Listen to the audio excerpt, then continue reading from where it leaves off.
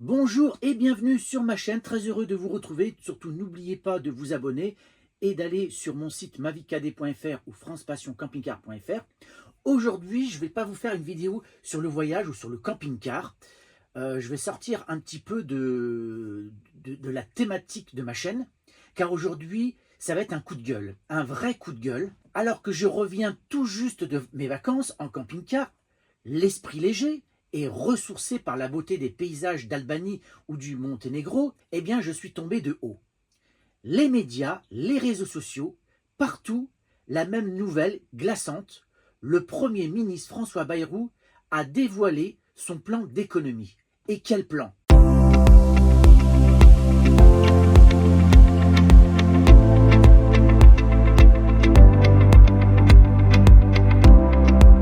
Une fois de plus, ce sont nous, les travailleurs et les retraités, qui sont appelés à se serrer la ceinture, à supporter seuls le poids de l'effort national. Pas un mot, pas une mesure pour ceux qui croulent sous la fortune. Donc, suite à ça, forcément, la colère est montée en moi. Une rage sourde et profonde. Cette situation, pour moi, n'est plus du tout tolérable. Ce pouvoir nous humilie. Alors, la réalité économique et sociale, c'est que les cadeaux aux nantis, les miettes pour le peuple, vous allez me dire, mais de quoi tu te plains? Tu reviens de vacances avec ton beau camping-car, tu devrais faire profil bas. Eh bien, il ne faut pas oublier une chose, c'est que je ne suis pas retraité. Je travaille. Ce que j'ai acquis, c'est par le travail. Je ne dois rien à personne. Et ce n'est pas parce que on possède un camping-car qu'on est forcément quelqu'un de riche. Et je suis également sensible aux injustices. Et là, c'en est clairement une. Et il est temps donc de regarder la vérité en face. Depuis des années, nous assistons impuissants à un transfert massif de richesses.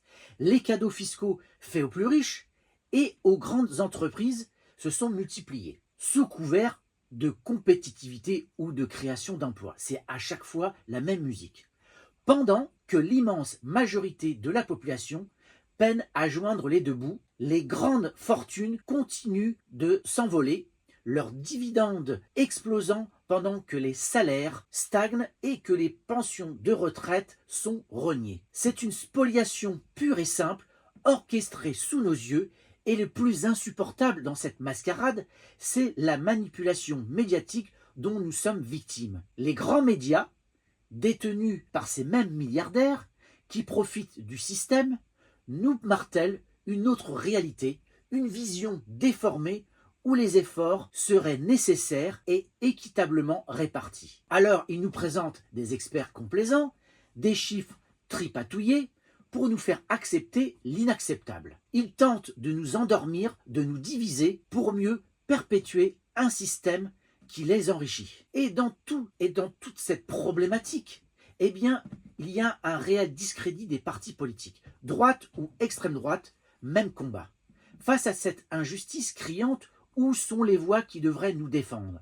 La droite, historiquement au service des intérêts du capital, continue de dérouler le tapis rouge aux puissants. Quant à l'extrême droite prétendument anti-système, elle se révèle tout aussi zélée à protéger les privilèges des possédants en se contentant de pointer du doigt des boucs émissaires pour masquer sa propre inertie face aux vrais problèmes. Leurs discours sont vides, leurs promesses creuses.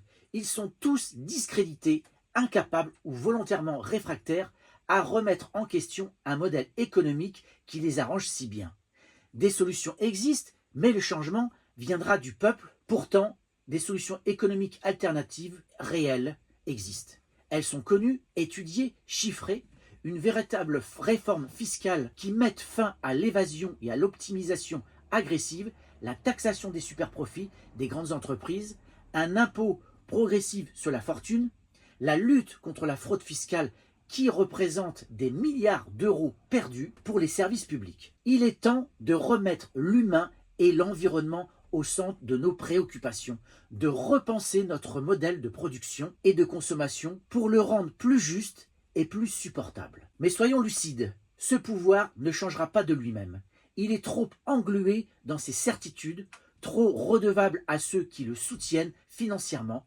Le seul espoir réside dans le soulèvement du peuple français. c'est à nous, travailleurs, retraités, étudiants, citoyens, de nous lever et de dire stop, de reprendre notre destin en main, de faire entendre notre voix, de refuser d'être les éternelles variables d'ajustement d'un système injuste. Le temps n'est plus aux lamentations, mais à l'action. Maintenant, je vais aller plus loin dans le détail après cette longue introduction. Je vais donc parler plus en détail donc de l'économie, de ce qui se passe, des enjeux.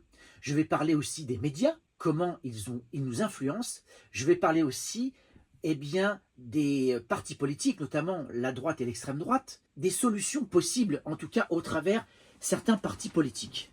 Lorsqu'on souhaite aborder ces préoccupations que certains soulèvent concernant les injustices économiques et notamment la politique fiscale en France, on peut analyser certaines tendances observées ces dernières décennies, souvent associées aux politiques menées par des gouvernements de droite. À part celui de Hollande, effectivement, qui est plutôt un centre droit, la plupart des politiques qu'on a eues depuis 10 dernières années, ce sont quand même des politiques de droite. Alors, on va parler des injustices économiques et de la dette publique. Le débat sur les injustices fiscales et l'augmentation de la dette publique est au cœur des préoccupations en France. Souvent, les critiques pointent du doigt des décisions qui auraient favorisé les plus fortunés, contrastant avec des coupes budgétaires ou une stagnation des aides pour les catégories les plus modestes. Et c'est un euphémisme. On voit bien à quel point toutes les aides sociales sont attaquées, c'est une évidence. On a pu observer sous diverses majorités des mesures telles que la réduction de l'impôt sur les fortunes, l'ISF, ou des exonérations de cotisations sociales pour les entreprises. Et là, on va y revenir. Tout ça présenté comme des leviers pour la croissance économique, alors que quand on voit le résultat au final, eh bien le bilan n'est pas fameux. Néanmoins, ces cadeaux fiscaux aux plus riches sont souvent perçus comme contribuant à creuser les inégalités, d'autant plus que des aides massives sont accordées à de grandes entreprises sans toujours avoir des contrôles derrière suffisants ni de contrepartie claire. L'argument qui est mis en avant est que ces aides chiffrées parfois en centaines de milliards d'euros ne se traduisent pas systématiquement par des créations d'emplois durables ou une amélioration des conditions de vie pour l'ensemble de la population, mais plutôt par une augmentation des profits pour les actionnaires. Le rapport du Sénat qui est paru il y a quelques semaines sur les aides publiques aux entreprises est clair. D'ailleurs, même les sénateurs de droite en sont tombés de leur chaise. Le Sénat a effectivement publié un rapport détaillé sur les aides publiques aux entreprises en France, estimant leur coût annuel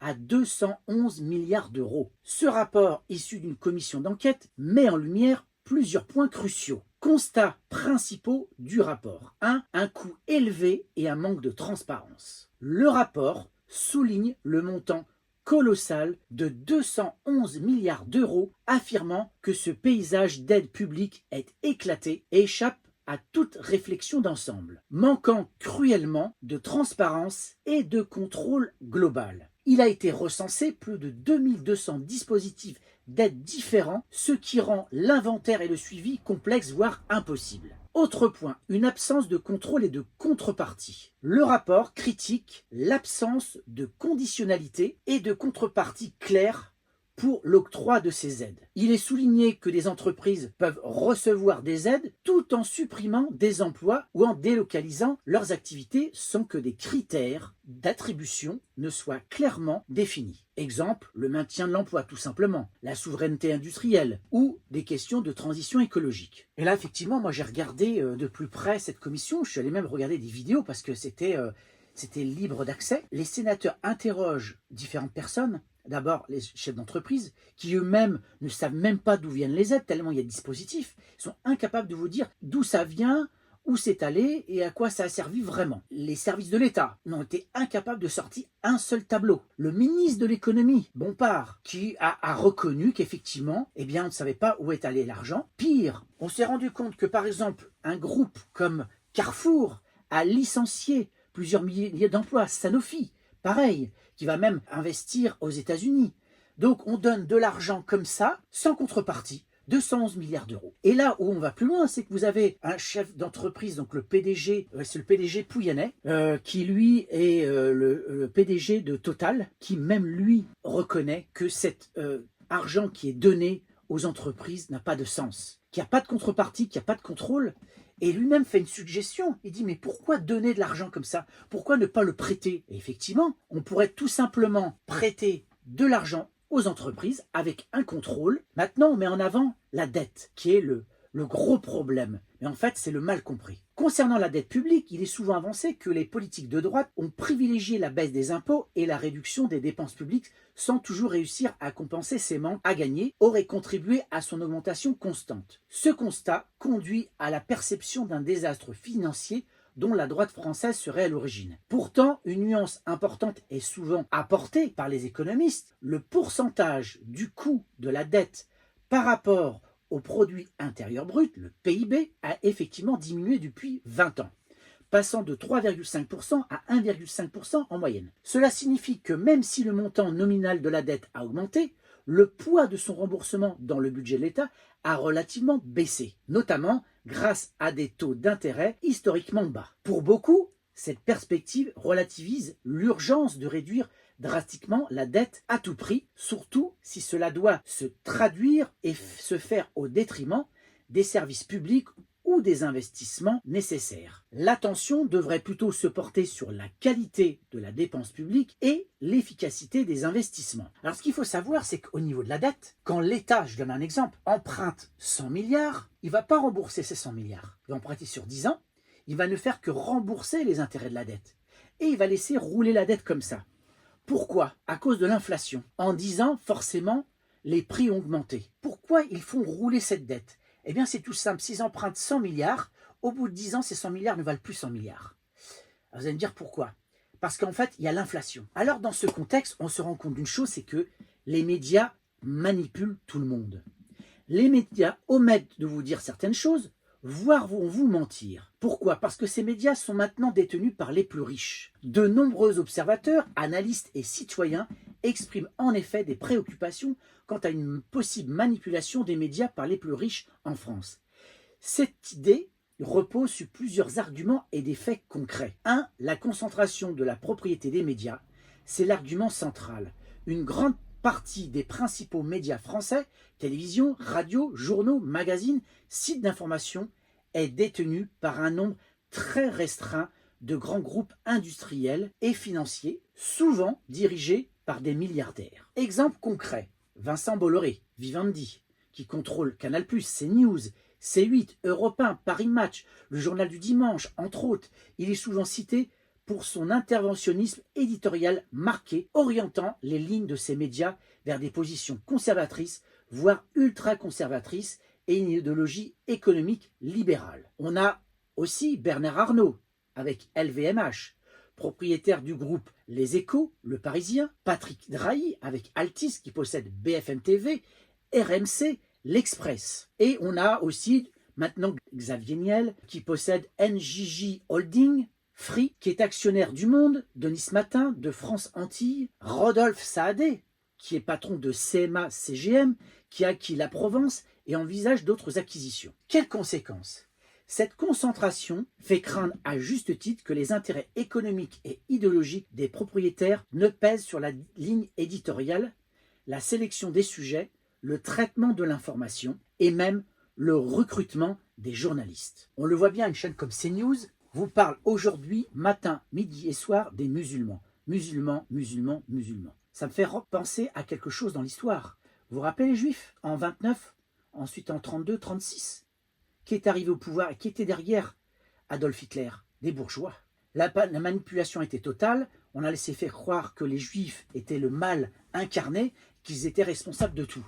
Alors qu'on le savait très bien, c'était une fois de plus ces inégalités qui ont poussé, eh bien, malheureusement, les ouvriers, les employés à être détournés du vrai problème.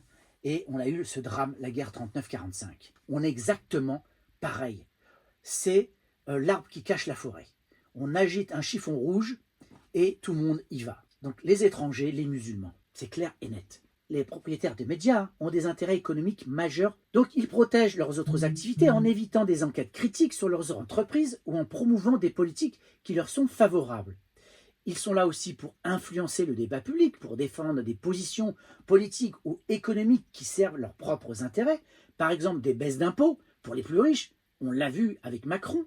une flexibilisation du droit du travail, etc., etc. Leur objectif, c'est quoi? Défendre le libéralisme économique, en présentant les politiques de dérégulation, des baisses des dépenses publiques et les avantages fiscaux aux entreprises comme des nécessités économiques.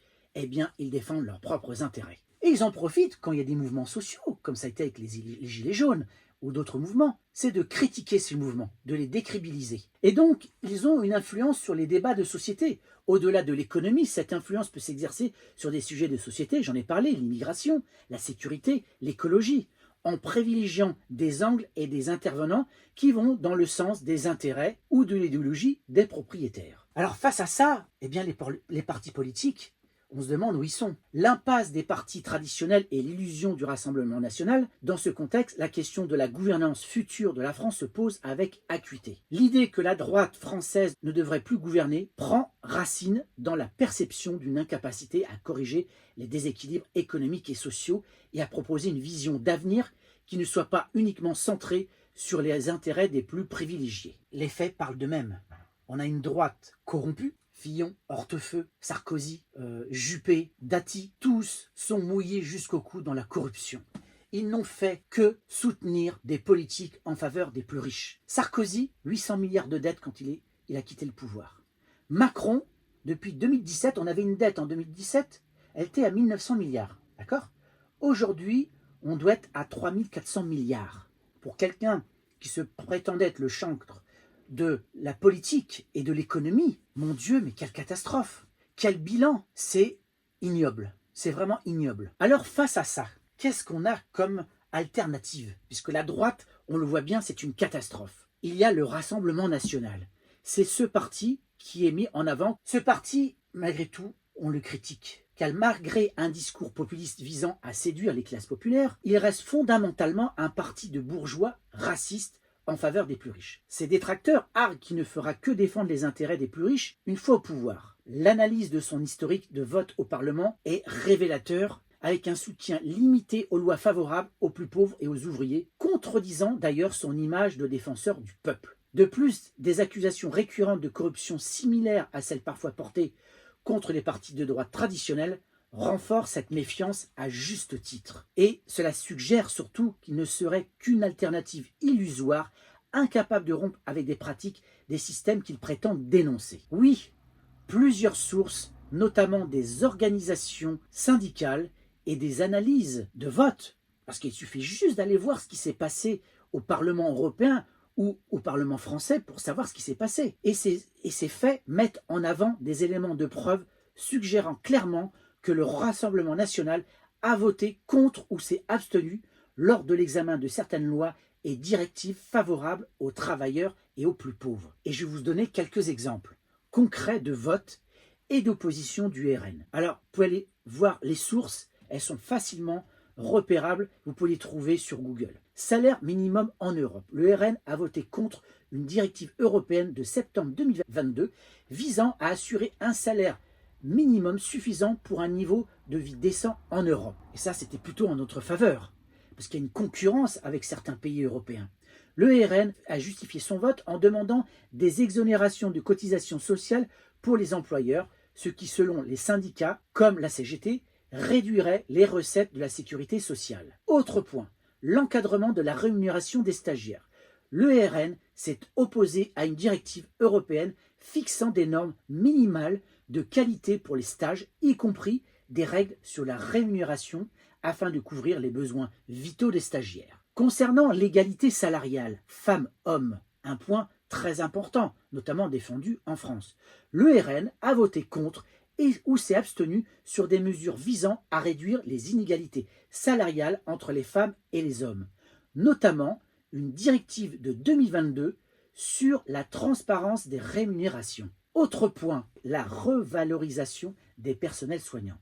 Le RN a voté contre une recommandation visant à ouvrir des négociations pour améliorer les salaires et les conditions de travail des personnels soignants. Ça, c'est un fait. Autre point, le renforcement du dialogue social. Les eurodéputés du RN se sont opposés à une résolution sur le renforcement du dialogue social dans les comités d'entreprise européens en juin 2023. Une autre décision qui aurait pu être intéressante, c'est de sanctionner les abus des multinationales.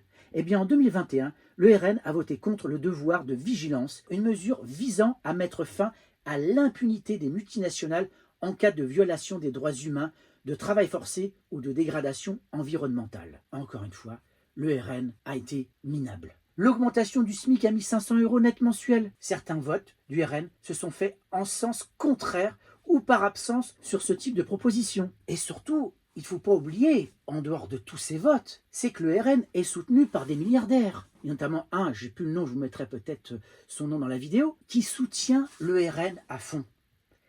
Vous croyez quoi? Vous croyez que des milliardaires vont voter pour un parti qui va faire des lois en leur défaveur? Mais vous rêvez, le RN est un parti bourgeois, pro-riche, raciste. Ils ont peut-être changé la devanture, mais derrière, regardez aux législatives. Vous vous rendez compte que pendant les législatives, vous aviez des personnes qui arboraient une casquette néo-nazie, des personnes qui avaient une librairie avec des ouvrages pro-nazis. Et je ne parle même pas de réseaux sociaux où là, c'est un déversement total de certains élus ou futurs élus à ce moment-là. Donc le RN, je suis désolé. Et puis regardez, Bardella, mais franchement, le mec, il n'a même pas de diplôme. Le mec, il n'a jamais travaillé. C'est un TikToker. Vous voulez qu'un TikToker gouverne ce pays? Mais est-ce qu'il faut être cinglé? Il va falloir vraiment que les Français se réveillent. Alors, face à ça, que faire? Qui au pouvoir? Alors, soit il y a quelqu'un qui sort du chapeau, pour l'instant, je ne le vois pas. La droite, c'est exclu. L'extrême droite, ça serait une catastrophe. Parce que c'est vrai que j'entends dire, oui, on n'a pas essayé le RN, pourquoi pas essayer le RN? Des gens qui piquent dans la caisse, il faut être complètement fada. Alors, qu'est-ce qui reste? On a De Villepin qui sort du chapeau. Effectivement, il a un discours qui commence à être plaisant, notamment sur le plan international. Mais ce n'est pas ce qui nous intéresse. Nous, ce qui nous intéresse, c'est qu'est-ce qu'un président, un futur président, va faire pour nous. Malheureusement, quand on voit son histoire, c'est quand même quelqu'un qui est pro-patronat. Je le vois mal aller faire des lois, des contrôles, des aides aux entreprises. J'ai un doute. Est-ce qu'il a changé? Est-ce qu'il va changer? Il faut être très prudent. Il reste la gauche. Alors la gauche, quoi? Le Parti socialiste? Celle de Hollande? Non merci. L'ennemi, c'est la finance et il a tout fait le contraire. L'extrême gauche, il y a qui? Le PSCF avec Fabien Roussel. Alors c'est vrai qu'il a des positions intéressantes. Moi, j'ai trouvé qu'il avait une certaine prestance et qu'il avait un programme économique qui pouvait être intéressant. Mais là, il faut être vigilant, c'est sur la partie écologique. Parce que là, à force d'aller trop sur ces questions-là, des fois, on perd le fil. Et surtout, avec l'écologie, ça va un peu dans tous les sens. Il reste LFI. Alors, LFI, il y a des choses intéressantes. Mais alors, LFI sans Mélenchon, d'accord? Parce que Mélenchon, c'est quelqu'un qui peut parfois dire des choses intéressantes, mais il est dans l'agressivité, il cherche la polémique. C'est un homme qui, quand bien même peut dire des choses intéressantes, fait mal à son parti. Alors qu'il y a des gens intéressants dans ce parti. Il y a Éric Coquerel, il y a David Guiraud, il y a Bompard aussi. Quand on les écoute, c'est vrai que moi je trouve, sincèrement, qu'ils sortent des choses très intéressantes. Et notamment David Guiraud, allez voir ses vidéos sur YouTube. C'était lui qui en parlait. Pas les autres, pas les médias, pas la droite, pas le Parti socialiste, non. C'était lui. Donc moi, franchement, au niveau des partis, je ne vois pas trop comment on va s'en sortir. On sait que c'est clair, pas la droite, pas l'extrême droite. On voit bien Ciotti, franchement, mais c'est une catastrophe ambulante, ce mec-là. On ne peut pas compter sur ces gens-là. Pour l'instant, je ne vois que l'extrême gauche et je ne vois que LFI, même si je ne suis pas emballé. Et nous, les citoyens, parce que là, on espère que le gouvernement Bayrou va être sanctionné, je l'espère, et que ce gouvernement va tomber. Mais si ça ne se fait pas, il va falloir réagir. Aujourd'hui, quand on voit ce qui se passe, on serait en 1789, la tête de Macron et de Bayrou et les autres ministres seraient sur une pique. Heureusement pour eux, on est devenus civilisés, mais franchement, ils sont devenus imbuvables. Moi, je n'en peux plus de ces gens-là. Je n'en peux plus. Je veux qu'ils dégagent, comme des millions de Français. Et aujourd'hui, si les politiques ne font pas ce qu'il faut, s'il n'y a pas de motion de censure, eh bien c'est la grève générale. Je ne vois que ça. Il faut une grève générale. Il faut que tout le monde s'associe. Il n'y a que nous qui pouvons prendre notre destin en main. On doit agir, manifester et lancer un mouvement de grève générale. Là, j'entends parler du 10 septembre, où on évoque de s'arrêter, de consommer, s'arrêter de travailler, etc. Pourquoi pas? Toutes les initiatives sont bonnes. Toutes. Du moment qu'on fasse tomber ce gouvernement et ce président.